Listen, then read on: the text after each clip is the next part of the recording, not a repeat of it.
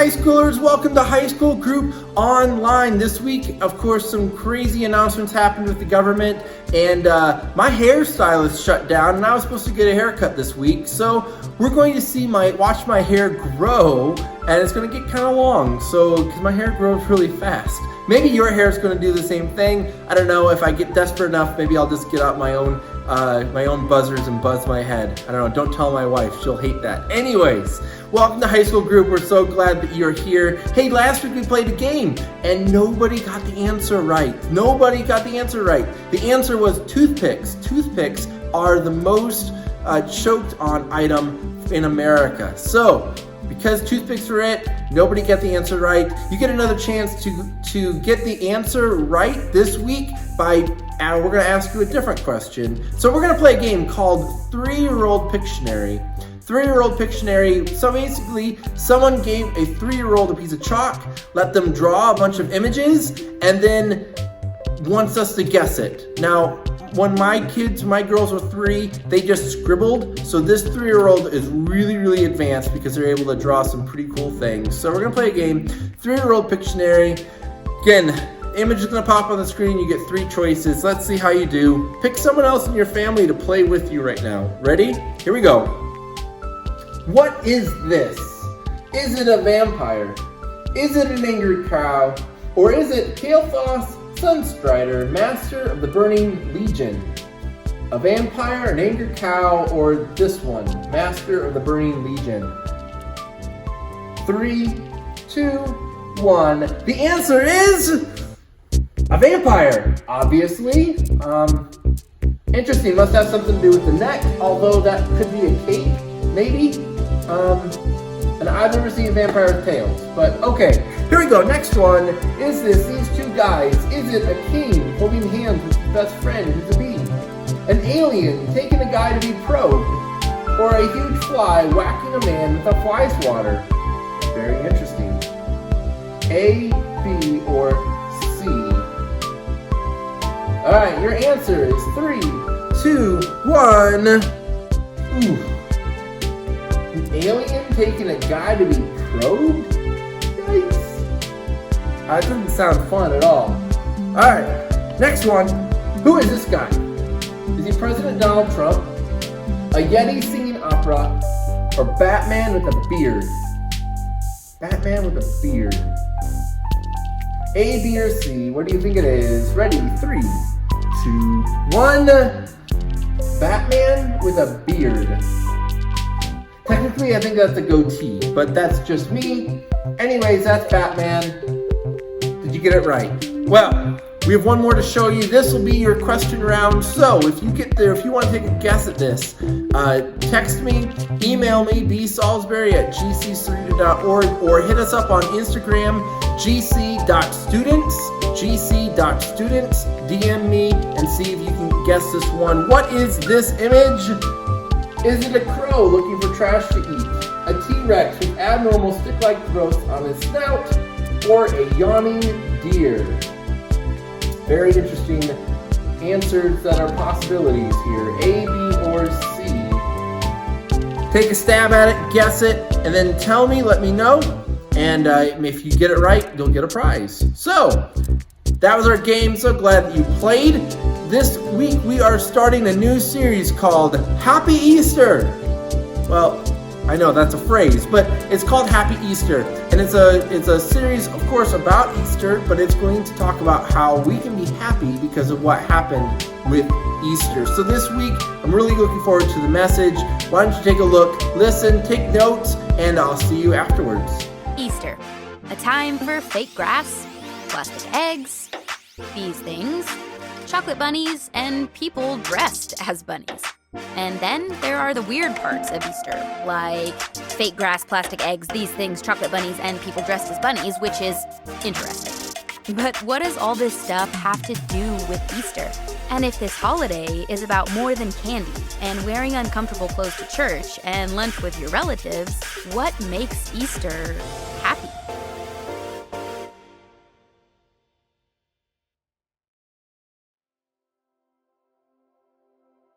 What's up, everyone? Happy Easter. My name is Crystal Cox. For those of you who do not know me, I'm super excited to be here with y'all today.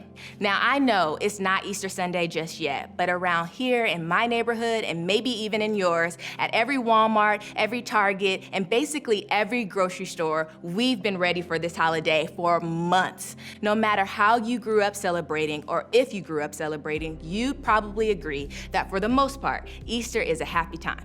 Just think about it for just one moment. You are allowed to eat an unreal amount of candy, and every time I eat a Reese's egg, I think it's a happy Easter. People wear pastel colors. Most of the time, we'd be a little confused by so many pinks, greens, and even baby blues, although my favorite color is baby blue. But at Easter time, for some reason, it makes us all smile. We color eggs. Admittedly, it is the weirdest thing ever, but at the same time, so satisfying. And then we watch little kids hunt for them. How great is that? When I was young, I used to see little kids hunt for them because they were looking for the ones with the money in it. I don't know if any of y'all ever did that, but when I was a kid, that's what I was looking for. Parents force their kids to take photos with an oversized rabbit. I mean, an oversized rabbit, likely permanently traumatizing for them. And for me too, because my mom made me do that as well. All for an Instagram post. And you and I know we do the most when it comes to our Instagram post. In this series, we're going to talk about some of the reasons why Easter is such a big deal, particularly for people who are Jesus followers. If you're like me, growing up, you may wonder why Easter is even a thing. But during this series, we'll talk about not only what and why we celebrate Easter, but also why Easter should make all of us happy. But before we get there, let's talk about this last one for a second. Let's talk about the Easter Bunny, because we all want to know about the Easter Bunny. I still want to know about the Easter Bunny. Does this idea of a huge bunny seem like a strange tradition for a holiday? Or is it just me? Like, have you seen those pictures of those people in those weirded out bunny costumes with the kid that is terrified out of their mind? You know, I'm with the kid on this one. Now, luckily, your family probably won't make you dress up and sit with a giant bunny this Easter. And I think you all know, whether it's a giant Easter bunny or just something else, we all know that feeling of being, scared. We all know that fear can take away our happiness and almost faster than anything else in this world. We felt some form of fear since we were little kids, whether it was the monster in the closet, or maybe you're like me, you're scared of the dark and you thought it was always a monster under the bed. Fear can wreck our sense of peace and happiness. As you got older and hit middle school, your fears likely transferred to other things, like failing classes, being rejected by friends, being made fun of, feeling lonely sitting at the lunch table by yourself, or attempting to talk to someone you had a crush on. Sure, your fear looked different than when you were a little kid, but the feeling was still very real for you. And now you're in high school, and you've probably figured out that you don't just grow out of fear. No, as you grow up, fear kind of just like grows with you. Maybe you don't call it fear. Maybe you call it stress, or feeling anxious, or being worried. But no matter what you call it, you probably fear something. And listen, we all do. Maybe for you, it's like the fear of not amounting to anything or not having a real significance in this life, like the lack of purpose. The fear of the future, like what's ahead, your health, or maybe even the health of one of your loved ones. The fear of not fitting in, making the team, keeping up with your GPA, or getting into the college of your choice. Listen, whatever your particular fear is, you don't need me to tell you that it's a very big deal to you. The reality is that fear is on the rise. In fact, chances are good that in this room right now, with me, fear is determining the direction of a lot of our lives. We are making decisions to do and not to do certain things based on our fear. We are avoiding people or conversations that need to actually happen, maybe even this week, but it freaks us out so much we can't even do it. We are numbing ourselves for hours on our phones because we don't want to acknowledge the feelings of stress or fear we have on the inside of us. And whether we realize it or not, fear is fueling a lot of our thoughts and actions. Here's what's really interesting about all of this. If we were to boil it all down, there is one fear that connects all of our fears. And that's this, the fear of death. You may be thinking right now, wow, Crystal, you just took a dark turn. I'm afraid of getting a bad grade in history. I'm not sure about this dying thing that you're talking about. But this is not just about physical death, you guys. It's about the end of something. For example, think about it in relationship to some of the fears you have right now. We are afraid of really, truly being ourselves, and I kind of grasped at that because I have that fear too sometimes. Because we think that if people knew the real us, they'd freak out, run for their lives, and their friendship with us would just end. Their interest in being our true friend would be over. We are afraid of not getting into the college of our dreams because if our application gets rejected, it kind of sort of feels like we're then rejected and that our dreams are dead. We are afraid of getting busted or found out when it comes to some of the secretive stuff that we have harboring on the inside of us, because that would mean other people's perfect image of us would have to die. Whether it's physical death or the death of something we hope for, the fear of death comes down to losing something we think we'll never get back. And when you think of it that way, it's easy to connect almost all of our fears back to a fear of death. You see, death seems final. It's like fear's knockout punch that gives it victory. So if our fears come true and our friendships end, a goal isn't reached, a dream dies, and then all we have at the end of our lives is to realize that death defeats us all at once. That's just flat out devastating, not only for you, but for me, because there's no hope in that. There's nothing happy about that. But that's exactly where Easter comes in, right in the middle of our fear of death. And you know, as we head into this Easter season, and you may have heard the point of this whole thing isn't about just bunnies and eggs and chocolate, although all those things are great. For those of us who follow Jesus, this is a time of the year where we celebrate how he came to earth, died on a cross as a criminal, and then 3 days later, when nobody was expecting it, he rose from the dead. That's why Easter is such a big deal. It has changed everything, and it especially changed the life of a guy named Paul. Paul is one of the most famous Christians in history. So before he became this Jesus follower, he spent years trying to scare Christians into leaving the faith, using death as the ultimate threat. But then he met Jesus, like the used to be dead but rose again Jesus, and it changed everything. The guy who used to threaten Christians' lives became the greatest missionary of all time. He was shipwrecked, imprisoned, threatened, beaten, and bitten by a venomous snake. A venomous snake, y'all. But he kept going because he was so passionate about people understanding the significance of Jesus' death and resurrection. Paul's life was constantly in danger, and in fact, he was eventually killed for his faith. And despite all of that, Paul seemed to live without fear of death. And in one of Paul's letters, we can see why. Paul writes his letter to a church in an ancient city called Corinth. He reminds people that Jesus died and came back to life by his own power 3 days later. Just listen to what Paul writes. Death is swallowed up in victory. Oh, death, where is your victory? Oh, death, where is your sting? It's like Paul is taunting the very idea of death by reminding the Corinthian church that on Easter, death lost to Jesus. When Jesus died and then rose again, he defeated death.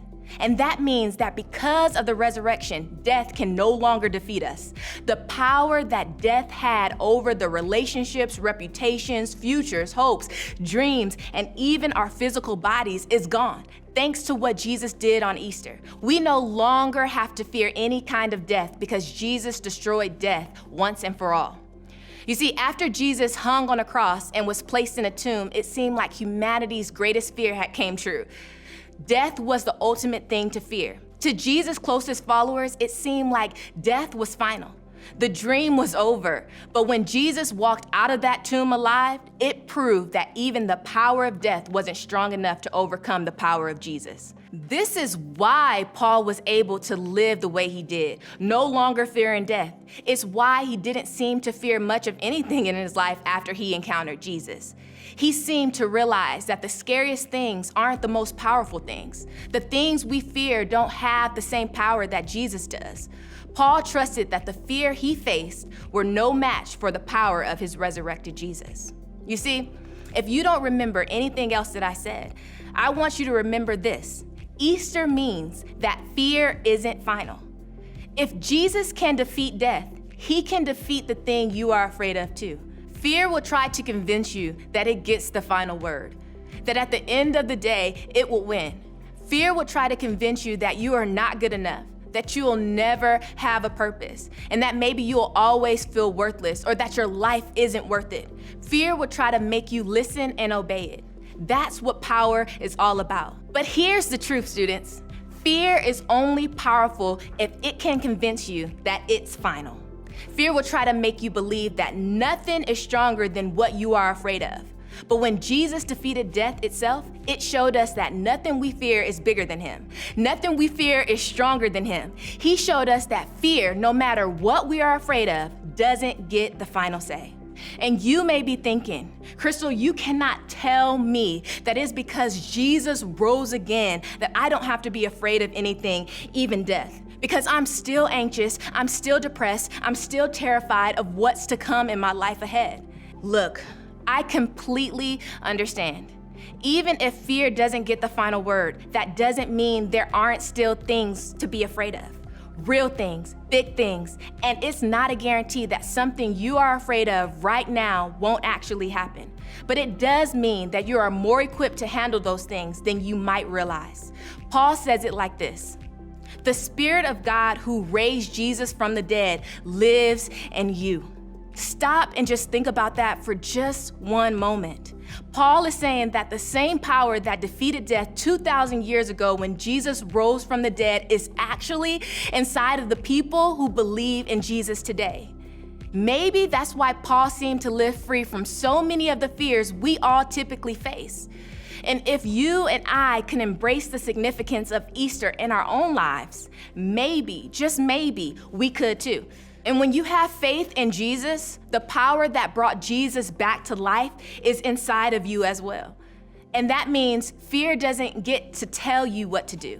You may have walked in here today controlled by all sorts of different fears. Just know that if Jesus defeated death, the Spirit of Jesus who defeated death can live in you. Imagine what his Spirit can do in the face of the things you are afraid of. So let me just ask you this. Where has fear been holding you back from? Is it in your relationships? Maybe dreaming big about your future, going off to college, dealing with something concerning your mental health? Maybe you are afraid to just acknowledge it, doing something you know you should do no matter what it does to your reputation? Or maybe, just maybe, actually exploring faith in Jesus. Because up to this point, you've been afraid of how your life might change. Listen, however fear has been holding you back, with Jesus' help, you can take a step towards facing it today. What steps should you take to prove fear doesn't have power over you? And maybe it's forgiving someone, apologizing to someone, talking to your school counselor about something that you're going through, seeing a doctor and starting a conversation, telling your parents something you've never told them before, and maybe asking your small group leader for help with something you've been afraid to admit, picking a new friend group that's better for you, or asking honest questions you have about Christianity. This Easter, no matter what your step is, you can begin today by facing your fears because of what Jesus did. Because of what we celebrate at Easter, what Jesus did for us, fear doesn't get to determine the direction of our lives any longer. I don't know what your step is, but I do know this. If you are someone who believes that Jesus defeated death and you follow him, then you have his power on the inside of you. Because of that, you can handle whatever fear throws at you, no matter how scary it may seem. Remember, you are not facing fear by yourself. You are relying on the power of the one who defeated your greatest fear once and for all. He took away its power, its victory, and its sting. And that means that you don't have to worry about anything being more powerful than Jesus. This is the hope that the Christian faith was built on. This is what caused Paul to live free of fear. This is what makes Easter such a happy holiday.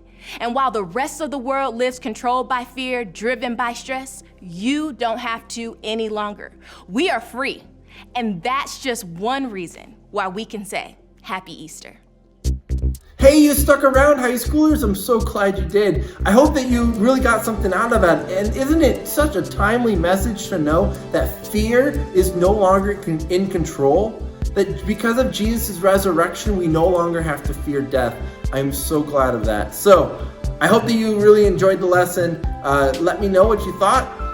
This week, I wanted to tell you about something that's happening at the very end of the month. Now, some of you guys as middle schoolers remember an event that we did as middle school called Double Dog Dare-a-thon. Now, this year, we're actually opening it up because we're doing this all lockdown quarantine thing. We're actually opening it up for you as high schoolers to do it on a different night than the high schoolers, or than the middle schoolers. Man, so this week, or on next week actually, on Easter, make sure that you are listening and watching our social media and watching everything, because we'll drop the new website for it and we will let you know that it's coming and that all the details. Again, it's a time for us to do something together, to have an event together, but we aren't going to be all together because we can do it all at home. Tell your friends about it. It's not going to be something where you invite all of your friends over, obviously, because of what life is like right now, but it will still be fun, and it will be something that will that everyone can get involved with. So I'm looking forward to it. Double Dog Dare-a-thon 2020 high school version. It's going to be different than the middle school version, so make sure you are listening for all the details, and we'll see you next week at High School Group Live. See ya!